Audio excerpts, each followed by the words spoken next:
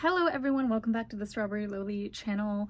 You may have noticed that I've changed the angle of my filming lately. That's because I think it's just better for me to sit directly in front of this large window here so that I can catch at least some of the sunlight that shines through. And more lately, I just feel like if I can help it, I want to film in natural light. It just looks better and the resolution is better. Anyway, I need to practice my makeup. I need to practice doing my makeup for this fashion show event thingy that I'm walking in this weekend. It's actually kind of like a beauty pageant essentially. So I am going to be wearing qipao, or China dress as they call it here in Japan. It's a traditional Chinese and Japanese wear themed fashion show slash beauty pageant, and I'm gonna be in the China dress division. Oh, let me show you my dress. Actually, it's right in the back over there. I got this from Rakuten. It wasn't that expensive at all. It was like 6,000 something yen, and I just love this color. Thank you, by the way, for whoever voted in my polls. If you look at my community tab, I put up a bunch of dresses in the past weeks because I could not decide on a design or a color or anything,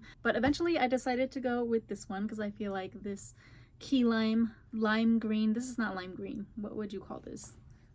It's like a citrusy green, pastel green color. I think it's perfect for spring. It looks even better in person than it looked online, to be honest with you, because the fabric is a lot thicker and like sturdier than I initially imagined. There's proper lining on the inside as well, so I'm super excited to try this on. I can't try it on right at this moment because I need to go to Shibuya soon for my stretch class, but yeah, basically I need to practice doing the Douyin makeup look that I'm going to execute on the day of, because tell me why. Okay, obviously they provide services, like the company who is running this pageant, they have partnerships with other companies that provide hair and makeup services and whatnot. But tell me why the hair and makeup set offered by said company for the day of the event is 18,000 yen.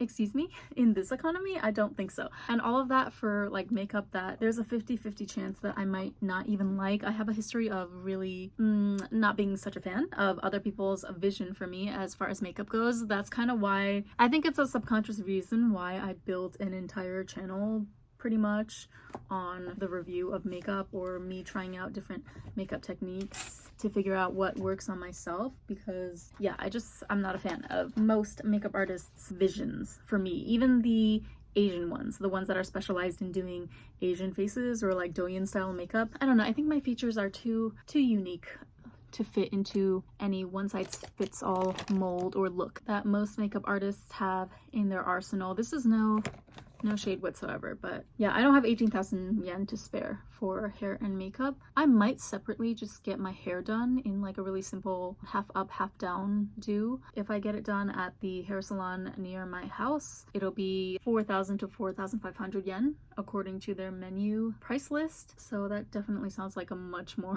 affordable and economical option for me.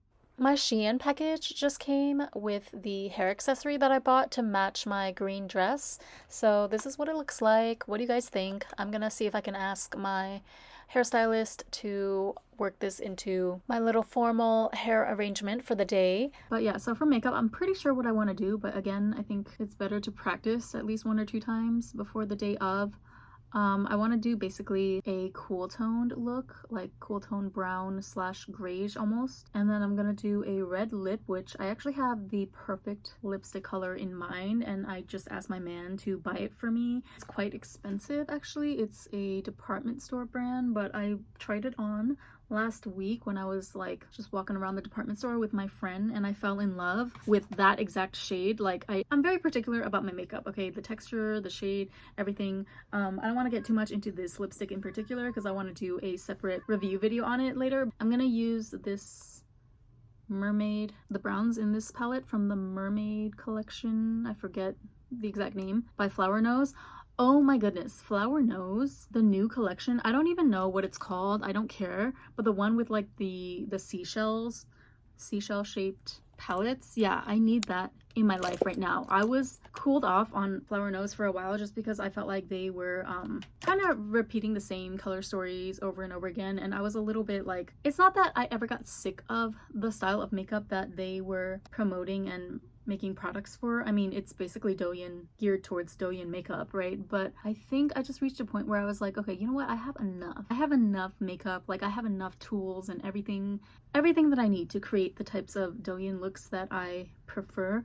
I have plenty of options already in my makeup collection right now. I kind of just ignored a few of their newest collections. I think the last one I got was the, oh my god, I can't remember any of the names of their collections, y'all, but the one with like the holy cross looking eyeshadow palette. I need to do a declutter video, by the way. One of those palettes I definitely need to sell or donate to someone because the colors I'm not the biggest fan of.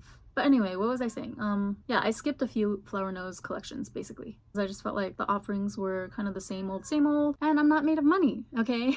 I'm not a money tree. Flower Nose is expensive, as we all know. But no, I took one look at the offerings for this new upcoming collection, the one with the seashells, and I was like, oh crap, I gotta have this one. So I'll be waiting with bated breath, refreshing the sales page for the new collection, along with everyone else this time around. But yeah, I'm just gonna do like a very simple gradient for the top lid this time. Later on, if I have time, I might do another practice session where I want to try out, like test out how it would look if I did a very light cut crease type of situation, or like a half cut crease. If it's too much, I won't do it on the day of the show. But yeah, I'll have to try it out first to see how it looks.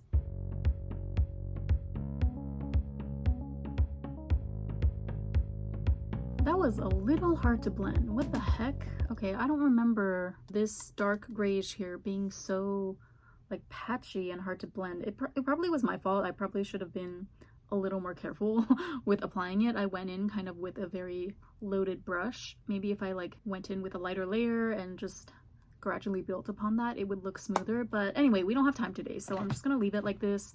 It's all gonna come together in the end anyway.